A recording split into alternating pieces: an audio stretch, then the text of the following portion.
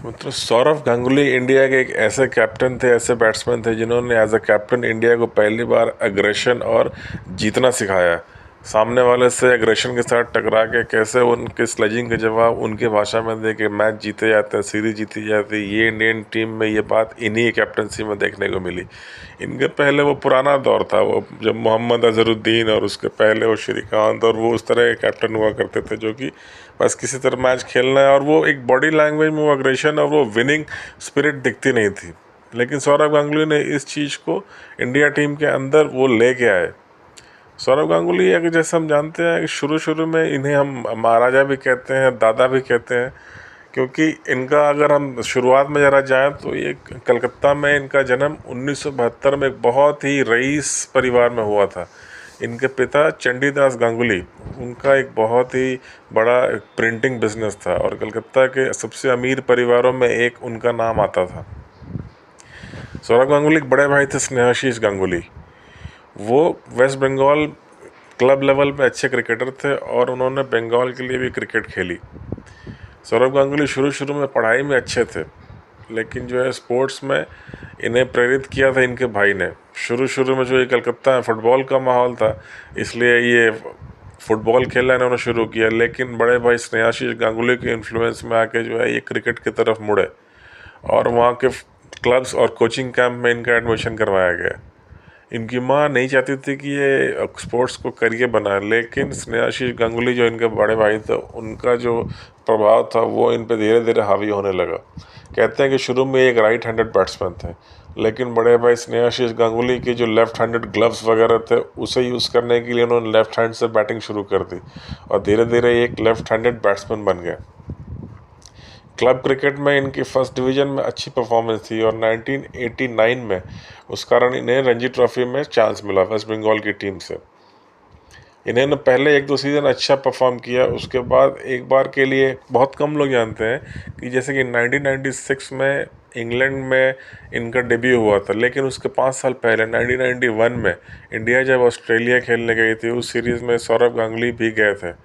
लेकिन वहाँ के कुछ जो फर्स्ट क्लास जो फ्रेंडली मैच होते हैं टेस्ट मैच के पहले ऑस्ट्रेलिया में, उसमें खेलने में ये बिल्कुल भी चले नहीं, बहुत कम स्कोर पे आउट हो गए। So Craig McDermott, Bruce Reid, Merv Hughes, Michael Whitney, इन जैसे तेज़ गेंदबाजों के सामने ये बिल्कुल टिक नहीं पाया नए नए में।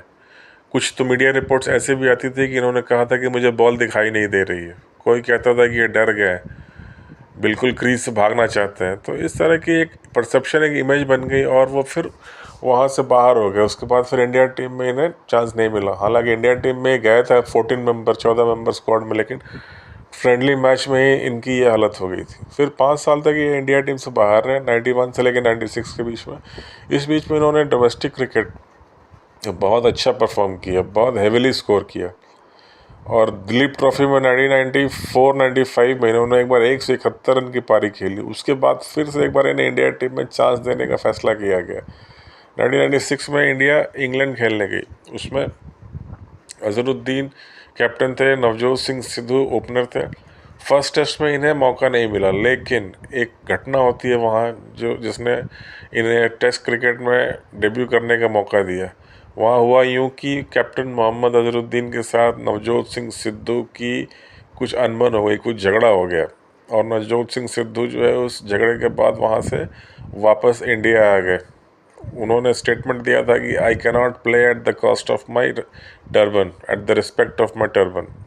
ऐसा झगड़ा हुआ था उनका कैप्टन मोहम्मद अजहरुद्दीन के साथ। उस कारण फिर एक जगह बनी तो सौरव गांगुली को चांस मिला। अपने पहले टेस्ट मैच में ही लॉर्ड्स में उन्होंने सेंचुरी बनाई, उसके अगले टेस्ट मैच में फिर एक सेंचुरी बनाई और उस कारण जो है इंग्लैंड की उस लगातार 2 सेंचुरी जो कि डेब्यू इनिंग में ही थी, इनका प्लेस एक तरह से पक्का हो गया इंडियन टीम में। खास करके ऑफ साइड में इनकी शॉट्स बड़ी ही क्लासिकल होती थी।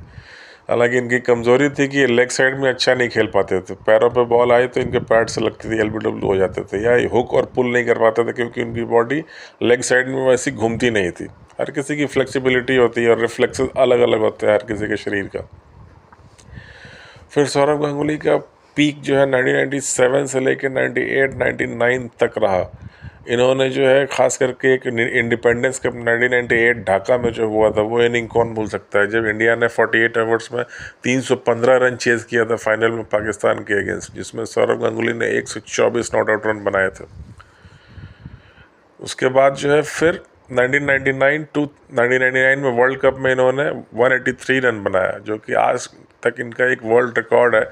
किसी इंडियन का वर्ल्ड कप में हाईएस्ट स्कोर 183 सौरव गांगुली का ही है। फिर उसके बाद सन 2000 में इंडिया मैच फिक्सिंग के स्कैंडल में आ गया। बहुत सारे सीनियर प्लेयर्स, अजय जडेजा, मोहम्मद अजहरुद्दीन, मनोज प्रभाकर का नाम मैच फिक्सिंग में आया, और उस समय क्रिकेट पूरी तरह से बदनाम हो गया था, इंडियन टीम डिस्टर्ब हो गई। सचिन तेंदुलकर ने कैप्टनसी छोड़ दी थी, क्योंकि 1999-98 में जो है वो कैप्टन बने थे और कैप्टनसी में उनकी परफॉर्मेंस ख़राब हो रही थी, और साथ ही उनके लेफ़्ट एल्बो में प्रॉब्लम हो गई थी। तो फिर कैप्टनसी मिली सौरव गांगुली को, और उसके बाद इंडिया टीम ने जो है एक नया अवतार लिया। इंडियन टीम में वो एग्रेशन आया, वो एक विनिंग स्पिरिट आई। उन्होंने जो है 5 मैच की एक सीरीज़ साउथ अफ्रीका के अगेंस्ट जीती, वनडे सीरीज़, जो कि इनकी कैप्टनसी की पहली विन थी। फिर आईसीसी नॉकआउट टूर्नामेंट के फाइनल तक इंडिया पहुंची थी, जिसमें इनकी 2 सेंचुरी थी, इंक्लूडिंग फाइनल में भी 1 सेंचुरी था, लेकिन न्यूजीलैंड फिर भी वो मैच जीत जाती है।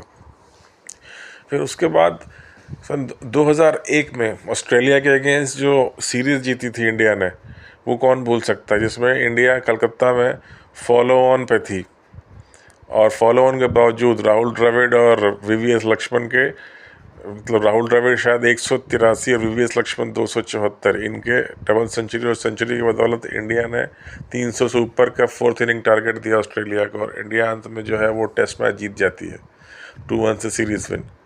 तो ये सब माइलस्टोन है इनके करियर के।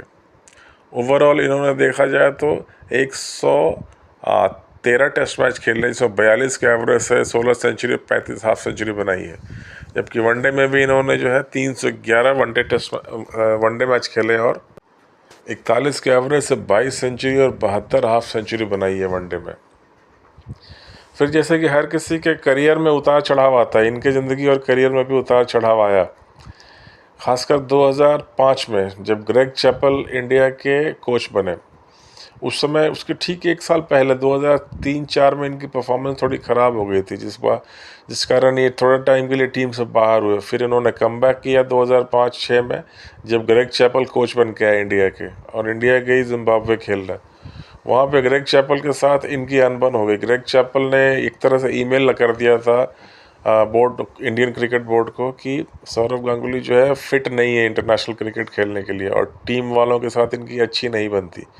ये ईमेल मीडिया में आ गई थी। फिर चैपल गांगुली कंट्रोवर्सी हर कोई जानता है, काफ़ी कंट्रोवर्सी हुई, और लास्ट में जो है 1 साल के बाद ग्रेग चैपल ने इंडिया से कॉन्ट्रैक्ट रिन्यू नहीं किया और वो वापस चले गए। सौरव गांगुली के बारे में और भी कई किस्से मशहूर हैं। हालांकि उसके बाद फिर 2007-08 में इन्होंने अच्छा स्कोर किया था। अपना पहला इन्होंने डबल सेंचुरी टेस्ट मैच में भी 2007 में बनाया था, लेकिन फिर उसके बाद 2007-08 में इन्होंने क्रिकेट से अलविदा कह दिया, इंटरनेशनल क्रिकेट को, और फिर महेंद्र सिंह धोनी वहाँ से कैप्टन बने और उस विनिंग ट्रेंड को आगे की तरफ कंटिन्यू किया। इनके बारे में कुछ और कहानियाँ मशहूर है। कहते हैं कि इनका जो एक एटीट्यूड था वो बिल्कुल महाराजा वाला था। शुरू में इंडिया टीम में आने से पहले कई बार जो है ये अंडर 19 या इंडियन टीम में जब 91 में गए थे, तो जो 12th मैन वगैरह जब इन्हें बनाया जाता था तो ये ड्रिंक्स लेके या हेलमेट पैड लेके मैदान में नहीं जाते थे। कहते थे ये नौकरों वाला काम है। एक बार इंग्लैंड में जब काउंटी क्रिकेट खेलने गए तो इनके साथ में एंड्रू फ्लिंटॉफ भी उसी काउंटी में खेल रहे थे।